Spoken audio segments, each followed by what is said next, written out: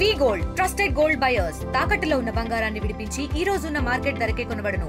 మరిన్ని వివరాలకు సంప్రదించండి 7710772020.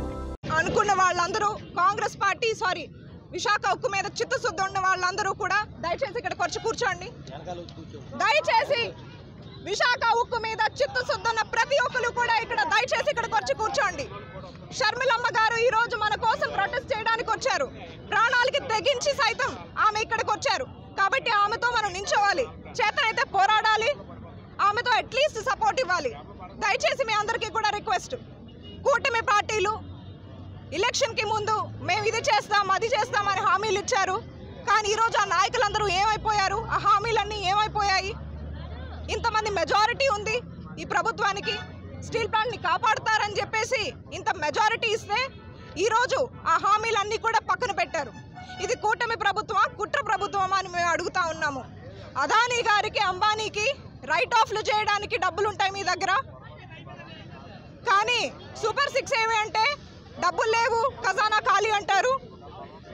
రోజు కష్టపడి పనిచేసే కార్మికులకు జీతాలు ఏవి అంటే ఖజానా ఖాళీ అంటారు. అదానీలకి అంబానీలకి రైట్ ఆఫ్లు చేయడానికి మీ దగ్గర డబ్బులు ఉంటాయి. మోదీ గారు వచ్చిన 3 ఏళ్లలో 73,000 crores రైట్ ఆఫ్ చేశారు. ఎవరి సొమ్మండి ఇదంతా? ప్రజల సొమ్ము కాదా? ఈరోజు కాంగ్రెస్ పార్టీ ఉక్కు మహిళ ఇందిరాగాంధీ సైతం ఈ ఉద్యమానికి తల వంచి ఇవ్వాల్సిన పరిస్థితి ఆ రోజు.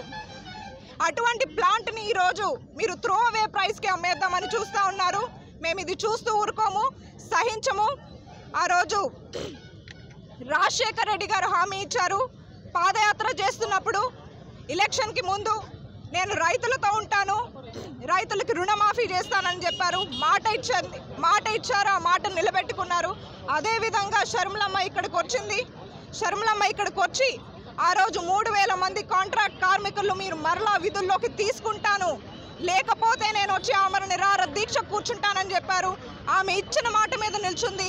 ఈరోజు ఇక్కడికి వచ్చి ఆమె కూర్చుంది. హామీ అంటే ఇదండి, హామీ అంటే కుట్ర హామీలు కాదు. ఈరోజు మేము కూటమి ప్రభుత్వానికి డిమాండ్ చేస్తూ ఉన్నాము.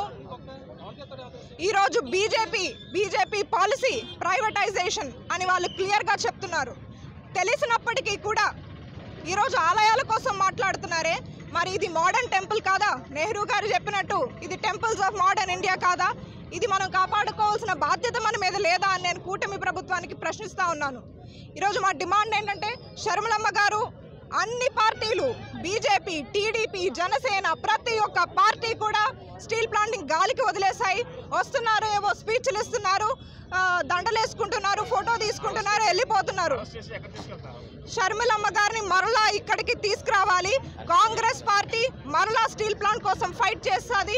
ఆ రోజు స్టీల్ ప్లాంట్ కోసం ఫైట్ చేసింది కాంగ్రెస్ పార్టీ, నిరాహార దీక్ష చేసింది అమృతరావు గారు. ఈరోజు మరలా కాంగ్రెస్ పార్టీ, ఈరోజు మరలా విశాఖ ఉక్కు కష్టాల్లో ఉందని తెలిసి మరలా ఆదుకోవడానికి వచ్చింది కాంగ్రెస్ పార్టీ. అలాంటి కాంగ్రెస్ పార్టీని మీరు అడ్డుకుంటున్నారు. మేము సహించము. షర్మిలమ్మని మళ్ళా ఇక్కడికి రావాలి. We have to protest. For latest updates on India Pakistan, download our TV Live app.